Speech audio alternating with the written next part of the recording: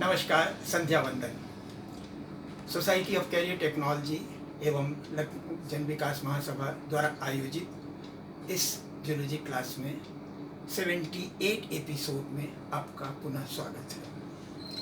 पिछले हफ्ते हमने एक एपिसोड में आपको कुछ फिजियोलॉजी और बायोकेमिस्ट्री के बेसिस के बारे में बताया था और ये बताया था कि बायोकेमिस्ट्री सेल में पाए जाने वाले मॉलिक्यूल्स और उनके रिएक्शंस की स्टडी है। तो मेन कौन कौन से मॉलिक्यूल्स पाए जाते हैं? सबसे पहले तो वाटर,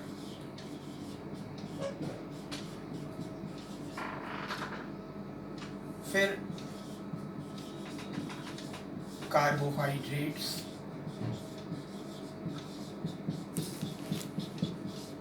फिर फैट्स और फिर प्रोटीन्स।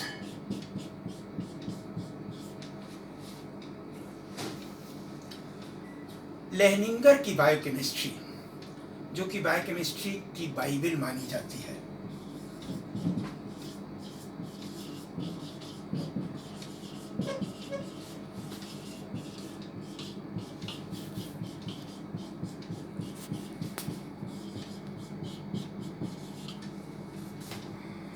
पहला ही चैप्टर वाटर।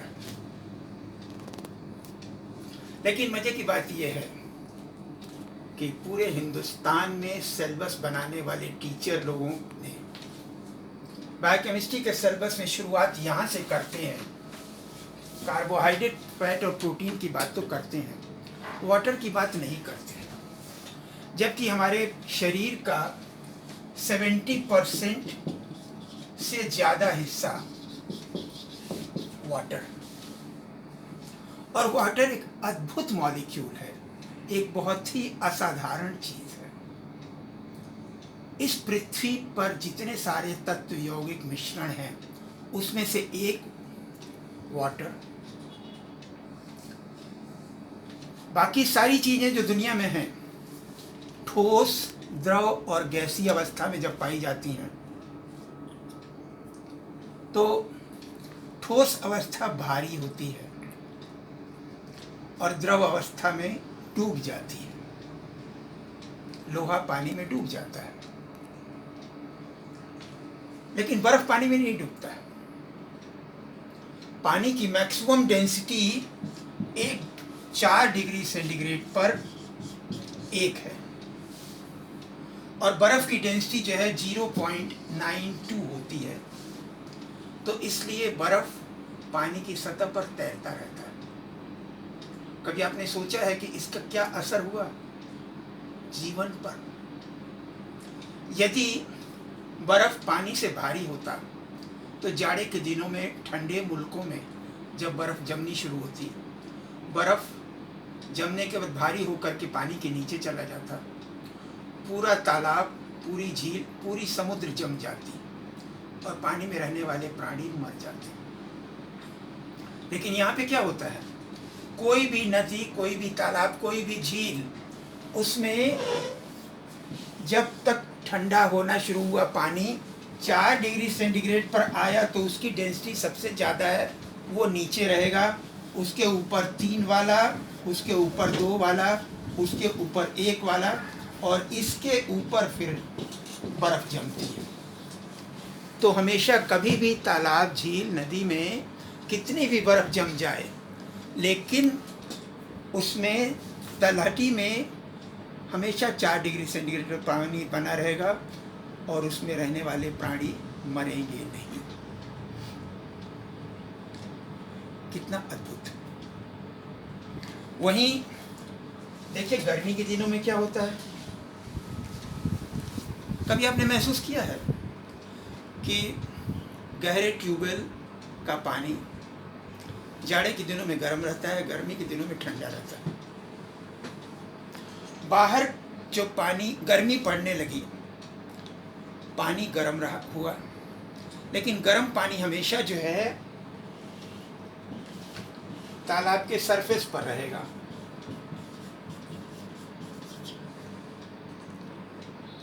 और उससे थोड़ा ठंडा पानी उससे नीचे, उससे थोड़ा ठंडा पानी उससे नीचे, तो नीचे हमेशा पानी थोड़ा सा ठंडा बना रहेगा, जिससे कि उसमें रहने वाले प्राणी गर्मी से बचे रहें। तो यही पानी का गुण प्राणियों को गर्मी से भी बचाता है, ठंड के बर्फ से भी बचाता है। केमिस्ट्री के क्लास में शुरू में ही ये पढ़ाया जाता है। वैलेंसी में एक इलेक्ट्रोवैलेंसी होता है, एक कोवैलेंसी होता है, कोऑर्डिनेट वैलेंसी होता है। इलेक्ट्रोवैलेंसी में जैसे सोडियम और क्लोराइड के बीच में है, एक इलेक्ट्रॉन वो दे देता है, पॉजिटिवली चार्ज हो जाता है। क्लोरीन जो है एक इलेक्ट्रॉन ले करके निगेटिवली चार्ज हो जाता है, तो उनके बीच में बॉन्डिंग बन जाती है, जिसे इलेक्ट्रोवैलेंसी कहते हैं। और कोवैलेंसी में क्या होता है कि दो एटम हैं, दोनों के बाहरी ऑर्बिट के एक या दो इलेक्ट्रॉन एक दूसरे से शेयरिंग कर लेते हैं, जोड़ा बना लेते हैं। वैसे तो पानी भी कोवैलेंट है। ऑक्सीजन के बाहरी ऑर्बिट में 6 इलेक्ट्रॉन हैं और हाइड्रोजन के बाहरी ऑर्बिट में 1 इलेक्ट्रॉन है। ये हाइड्रोजन का 1 इलेक्ट्रॉन ऑक्सीजन के इस इलेक्ट्रॉन के साथ मिलकर के जोड़ा बना लिया, ये वाला इससे मिलकर के जोड़ा बना लिया। हाइड्रोजन के आउटर मोस्ट ऑर्बिट में 2 इलेक्ट्रॉन होना चाहिए, अब यहाँ भी 2 हो गया, यहाँ भी 2 हो गया, और ये 6 ऑक्सीजन का और ये 2 मिलकर के 8 हो गया। ऑक्सीजन को भी 8 ही चाहिए आउटर मोस्ट ऑर्बिट में। समझौता हो गया 50-50 का। लेकिन हाइड्रोजन की और ऑक्सीजन के बीच में जो इलेक्ट्रॉन है, ऑक्सीजन की इलेक्ट्रोनेगेटिविटी ज़्यादा है। ज़्यादा होने से क्या होता है कि ये shared pair of electron oxygen की तरफ ज़्यादा खिसक जाता है, जिससे क्या हो जाता है, हाइड्रोजन पर पार्शियल पॉजिटिव चार्ज डेवलप हो जाता है, इस ऑक्सीजन पर पार्शियल नेगेटिव चार्ज डेवलप हो जाता है, जिससे कि ये आयोनाइज भी हो जाता है hydrogen ion plus hydroxyl ion में। अब इससे फ़ायदा क्या हुआ? फ़ायदा ये हुआ, नमक इलेक्ट्रोवैलेंट है, इलेक्ट्रोवैलेंट सॉल्वेंट में ही घुलेगा, पानी में घुलेगा। लेकिन चीनी कोवैलेंट है, लेकिन चीनी भी पानी में घुल जाता है, क्योंकि पानी कोवैलेंट भी है। इसलिए पानी की दूसरी खासियत क्या है कि पानी को यूनिवर्सल सॉल्वेंट कहते हैं। और यूनिवर्सल सॉल्वेंट में इसमें अधिकांश चीज़ें जो हैं घुल जाती हैं, तो नदी तालाब समुद्र के पानी में भी घुल जाती हैं, और शरीर के अंदर भी पानी में आवश्यक चीज़ें आसानी से घुल जाती हैं। एक तीसरी बात, पानी के साथ खासियत क्या है? पानी या वाटर H2O, इसमें एक और विशेष बात है। जैसे मान लीजिए कि एक वाटर मॉलिक्यूल ये है, एक वाटर मॉलिक्यूल ये है, एक वाटर मॉलिक्यूल ये है। वैसे तो तीनों मॉलिक्यूल अलग अलग हैं, लेकिन फिर यहाँ पर चूँकि ऑक्सीजन की इलेक्ट्रॉन को अट्रैक्ट करने की कैपेसिटी ज़्यादा है, तो इसलिए ये हाइड्रोजन के इलेक्ट्रॉन को थोड़ा सा अपनी तरफ खींच लेता है, और फिर यहाँ पर पार्शियल नेगेटिव चार्ज हो जाता है, यहाँ पर पार्शियल पॉजिटिव चार्ज हो जाता है। इसी प्रकार यहाँ पे भी ये इलेक्ट्रॉन ऑक्सीजन इलेक्ट्रॉन को अपनी तरफ खींच लेता है, इस पर पार्शियल नेगेटिव चार्ज, इस पर पार्शियल पॉजिटिव चार्ज। तो हाइड्रोजन एटम जब भी किन्हीं 2 स्ट्रांगली इलेक्ट्रोनेगेटिव ग्रुप के बीच में रहता है, तो एक वीक बॉन्ड बना लेता है, जिसको हाइड्रोजन बॉन्डिंग कहते हैं। इसके कारण वाटर हमेशा मॉलिक्यूलर एग्रीगेट के रूप में पाया जाता है। बहुत सारे मॉलिक्यूल्स वाटर के एक दूसरे से जुड़े हुए रहते हैं। इसके कारण पानी की सारी फिजिकल प्रॉपर्टी डिफरेंट है। पानी की विस्कोसिटी ज़्यादा है, स्पेसिफिक हीट ज़्यादा है, लेटेंट हीट ज़्यादा है, सरफेस टेंशन ज़्यादा है, और ये सभी गुण किसी न किसी प्रकार से जीवन के लिए लाभदायक है। तो ये तो हुआ पानी की बात। और इसीलिए पानी की मात्रा का शरीर में नियंत्रण बड़ी खूबसूरती से किया जाता है, किडनी के द्वारा और कुछ और अंगों के द्वारा। फिलहाल इस वाटर मॉलिक्यूल को नमस्कार, प्रणाम। अब आइए जो दूसरा इम्पॉर्टेंट मॉलिक्यूल है, कार्बोहाइड्रेट की बात करते हैं। मतलब कार्बन का हाइड्रेट, कार्बन हाइड्रोजन ऑक्सीजन से मिलकर के बने हुए मॉलिक्यूल्स हैं, जिसमें प्रायः हाइड्रोजन और ऑक्सीजन के बीच में 2 और 1 का अनुपात होता है। पुरानी परिभाषा तो यही थी, लेकिन वहीं पर कहीं कहीं, जैसे लैक्टिक एसिड है,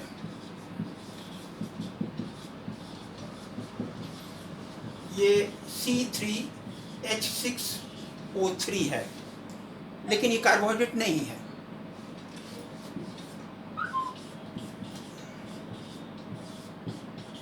डीऑक्सीराइबोज, इसमें ऑक्सीजन की मात्रा कम हो गई, फिर भी ये कार्बोहाइड्रेट है, इसमें 2 और 1 का अनुपात नहीं है। तो फिर परिभाषा क्या होनी चाहिए? आधुनिक परिभाषा ये है कि कार्बोहाइड्रेट्स पॉलीहाइड्रोक्सिल एल्डिहाइड्स या कीटोन्स होते हैं, या इनके डेरिवेटिव्स एसीटल या कीटल होते हैं। पॉलीहाइड्रोक्सिल, जिसमें बहुत सारे OH ग्रुप होते हैं, ये हाइड्रोक्सिल ग्रुप है, और इसके साथ साथ कम से कम एक, या तो ये एल्डिहाइड ग्रुप होगा CHO, या कीटोन ग्रुप होगा, या इसके डेरिवेटिव्स एसीटल या कीटल होंगे। तो आधुनिक परिभाषा क्या है कि कार्बोहाइड्रेट्स पॉलीहाइड्रोक्सिल एल्डिहाइड या कीटोन या इनके डेरिवेटिव्स होते हैं एसीटल या कीटल। सबसे छोटा कार्बोहाइड्रेट कौन सा है? स्मॉलेस्ट कार्बोहाइड्रेट लिविंग सिस्टम में नहीं पाया जाता है, लेकिन दुनिया में पाया जाता है। इसका नाम है ग्लाइकोएल्डिहाइड। इसमें सिर्फ 2 कार्बन है, 1, 2, और यहाँ पर भी एक ये CHO एल्डिहाइड ग्रुप है। लिविंग सिस्टम में नहीं पाया जाता है। वैसे लिविंग सिस्टम में जो पाए जाते हैं वो कम से कम 3 कार्बन वाले होते हैं। तो 3 कार्बन वाले में कौन कौन से होते हैं? एक तो ये से आप देख लीजिए, 1, 2, 3 कार्बन हो गए, और बीच में एक कीटोन ग्रुप हो गया CO, और बाकी जो है उसमें 2 तरफ तो हाइड्रोजन और 1 तरफ OH ग्रुप जुड़ा हुआ है। इसमें भी 2 तरफ हाइड्रोजन और 1 तरफ OH ग्रुप जुड़ा हुआ है। तो 2 हाइड्रोक्सिल ग्रुप हो गया और 1 कीटोन ग्रुप हो गया। दूसरा होता है एल्डिहाइड या एल्डोज। एल्डोज में क्या होता है? जिसमें एल्डिहाइड ग्रुप होता है, 3 कार्बन वाला क्या है, डी ग्लिसरल्डिहाइड और एल ग्लिसरल्डिहाइड, 2 आइसोमर्स होते हैं। इसमें एक बड़ी इंटरेस्टिंग बात आपको बताएं, एल्डिहाइड ग्रुप किनारे पर है functional group, generally functional group की तरफ से काउंट किया जाता है, लेकिन यहाँ पर जो है ये जो किनारे वाला सेकेंडरी एल्कोहलिक ग्रुप है CH2OH, इसके पास वाले कार्बन में H यदि इधर की तरफ है तो उसको D फॉर्म कहते हैं, और इसमें H यदि इधर की तरफ है तो इसको L फॉर्म कहते हैं। ध्यान दीजिएगा कि ये D और L फॉर्म से बिल्कुल अलग है। वो डेक्स्ट्रो रोटेटरी, लीवो रोटेटरी हैं, प्लेन पोलराइज लाइट को किधर घुमाते हैं। यहाँ पर सिर्फ इस ग्रुप के हिसाब से है। ऐसे ही C5 वाले में जो लिविंग सिस्टम में पाए जाते हैं, एक तो पाया जाता है राइबोज। राइबोज में आप देखें 5 कार्बन है, 1, 2, 3, 4, 5। एक तरफ ये एल्डिहाइड ग्रुप है CHO, और एक तरफ ये किनारे वाले में 2 हाइड्रोजन है, 1 OH है।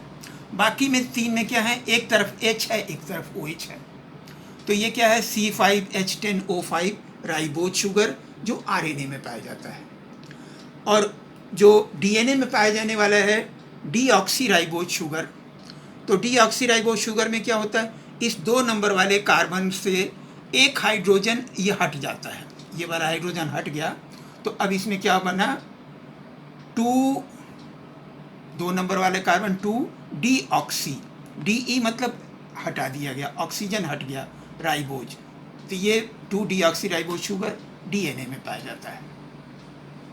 इसी तरह से 6 कार्बन वाले जो लिविंग सिस्टम में, वैसे तो 20 आइसोमर्स हैं, लेकिन जो मेन है, मुख्य जो लिविंग सिस्टम में पाए जाते हैं, उसमें से एक तो कीटोज है जिसमें एक कीटोन ग्रुप है CO, और बाकी किनारे वाले में वही नियम है, 2 हाइड्रोजन और OH, यहाँ पर भी 2 हाइड्रोजन और OH, और बीच वाले जितने हैं उसमें एक तरफ H एक तरफ OH। तो फ्रुक्टोज में एक कीटोनिक ग्रुप पाया जाता है, ये कीटोज है। एल्डिहाइडिक ग्रुप वाले एल्डोज कौन कौन से हैं, इसमें एक बड़ी मज़ेदार बात आपको बताते हैं। एक तो ग्लूकोज, गैलेक्टोज और मैनोज। ग्लूकोज में फिर वही बात, यहाँ पे डी ग्लिसरल्डिहाइड और एल ग्लिसरल्डिहाइड वाली बात, कि यहाँ पर किनारे वाले के पास वाले कार्बन में हाइड्रोजन यदि इधर की तरफ है तो उसको डी ग्लूकोज कहते हैं, और यदि हाइड्रोजन इधर की तरफ है तो उसको एल ग्लूकोज कहते हैं। एक बात, पहला और छठा में तो हिसाब किताब सीधा है, बात सिर्फ ये है कि अलग अलग आइसोमर्स में किधर की तरफ हाइड्रोजन है किधर तरफ OH है, इसी के हिसाब से फ़र्क हो जाता है। यदि हाइड्रोजन इधर की तरफ है तो उसको 1 नंबर कहते हैं, और यदि हाइड्रोजन इधर की तरफ है तो उसको 2 नंबर कहते हैं। तो इसकी परिभाषा क्या हो गई डी ग्लूकोज की, 1 2 1 1, 1 2 1 1। अब ये 1 2 1 1 यदि आप याद रखेंगे तो ये फार्मूला आपको ज़िंदगी भर याद रहेगा। यदि हाइड्रोजन इधर की तरफ है तो वो 1 नंबर, हाइड्रोजन यदि इधर की तरफ है तो वो 2 नंबर। तो इस बीच के 4 कार्बन में यहाँ पे देखिए 1 2 1 1, इसका फार्मूला है 1 2 1 1। एल ग्लूकोज का क्या फार्मूला है, 1 2 1 2, 1 2 1 2। इसी के 2 आइसोमर हैं, डी गैलेक्टोज और मैनोज। इसका फार्मूला है 1 2 2 1, 1 2 2 1। बस यही फ़र्क हो गया है, ये गैलेक्टोज है जो कि मिल्क शुगर में पाया जाता है। मैनोज, इसका फार्मूला है 2 2 1 1, 2 2 1 1। अब इस फार्मूले से ग्लूकोज, गैलेक्टोज, मैनोज का फार्मूला आपको सारी ज़िंदगी याद रहेगा, कभी आप भूलेंगे नहीं। अब इसके बाद एक बड़ी इंटरेस्टिंग बात आ जाती है। आप जानते हैं कि कार्बन की वैलेंसी बॉन्ड का बॉन्ड एंगल 109 डिग्री 28 मिनट होता है। तो जैसे कभी कभी कुछ शहरों में, कुछ कॉलोनी में क्या होता है, कुछ सड़कें वैसे हैं तो सीधी, लेकिन बिल्कुल सीधी नहीं, वो थोड़ी सी मुड़ती चली जाती है। आपको दाहिने बाएं नहीं है मुड़ना है, सीधे है, लेकिन वो सड़क थोड़ी सी दाहिने बाएं थोड़ी सी मुड़ती चली जाती है। बिल्कुल सीधे होने की जगह इस तरीके से। यहाँ पे भी क्या है कि ये जो 6 कार्बन वाले ग्लूकोज, गैलेक्टोज, मैनोज थे, तो ग्लूकोज में सपोज एक कार्बन आपने यहाँ बनाया, दूसरा यहाँ, अब तीसरा वाला जो है, जैसे यहाँ से आप देखें तो 109 डिग्री, 109 डिग्री में क्या होगा, 109 डिग्री, तो ये कुछ इस तरीके का होगा। फिर दूसरा भी फिर ऐसे, फिर ये ऐसे, इस तरह से। तो जो सीधा हम समझते हैं वो सीधा नहीं है वो, और एक्चुअली ग्लूकोज की 10% प्रॉपर्टी ही सिर्फ स्ट्रेट चेन फार्मूले से एक्सप्लेन की जा सकती है। 90% प्रॉपर्टी जो है रिंग फार्मूले से एक्सप्लेन होती है। अब इसमें इसको एक्सप्लेन करने के लिए एक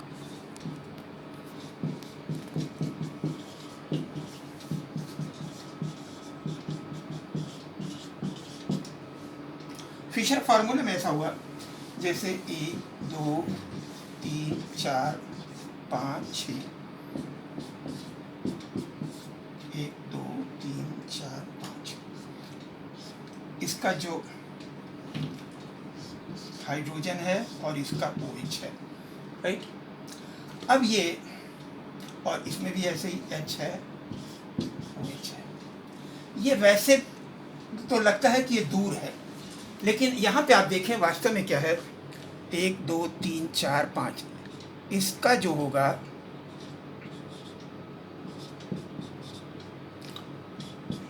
इसके ऑक्सीजन के पास में आ गया, ये वाला भी पास में आ गया, ये वाला भी पास में आ गया। तो क्या होगा, ये हाइड्रोजन के इलेक्ट्रॉन को अपनी तरफ अट्रैक्ट कर लेगा। तो क्या हुआ, ये जो है, ये इसका हाइड्रोजन यहाँ बाइंड हो गया और ये ऑक्सीजन बीच में हो गया। चौथे वाले के साथ भी हो सकता है या पांचवें वाले के साथ भी हो सकता है, इसे फिशर फार्मूला कहते हैं। लेकिन ये भी बिल्कुल सही जो बॉन्ड एंगल है उसके हिसाब से नहीं है, क्योंकि इसमें ये लग रहा है कि ये इतना दूर है, ये पास कैसे आ गया। तो फिर एक हैवर्थ प्रोजेक्शन दिया गया,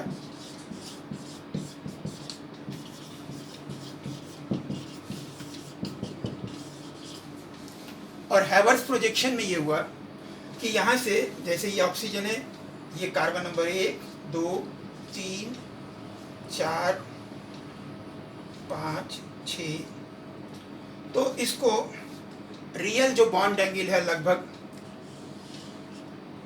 ये ऑक्सीजन यहाँ पे कार्बन नंबर 1 2 3 4 5,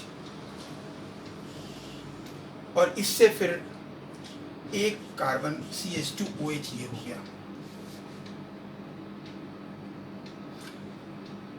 ये इसलिए समझना जरूरी है कि अभी डाइसैकराइड और पॉलीसैकराइड आप जब समझेंगे तो उसमें दोनों के बीच का बॉन्डिंग शो करने के लिए ये तरीका ज़्यादा सुविधाजनक है।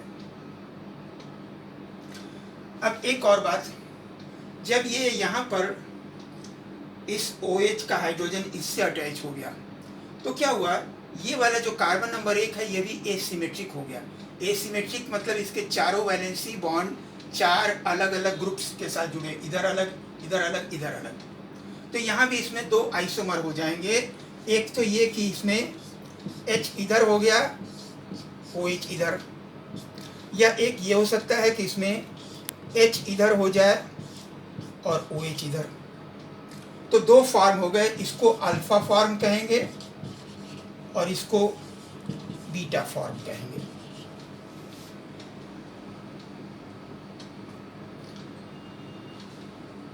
कार्बोहाइड्रेट्स को 3 कैटेगरी में बांटा जाता है।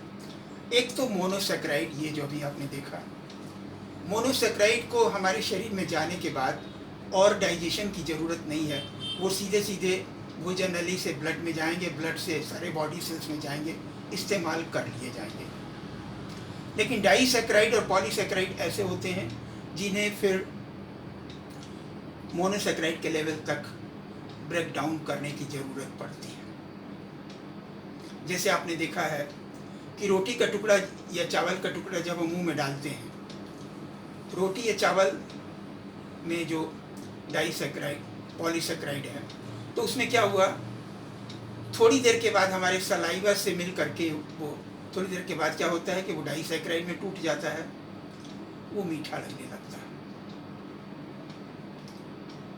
तो अब डाइसैकराइड और पॉलीसैकराइड के बारे में हम लोग कल बात करेंगे।